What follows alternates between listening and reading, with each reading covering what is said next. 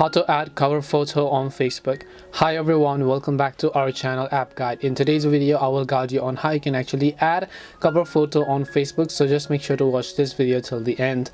In order to add cover photo on Facebook, all you have to do is just go ahead and launch the Facebook app, and then just come to your profile page by tapping the profile icon here. So you can see my profile picture and you can see my cover picture.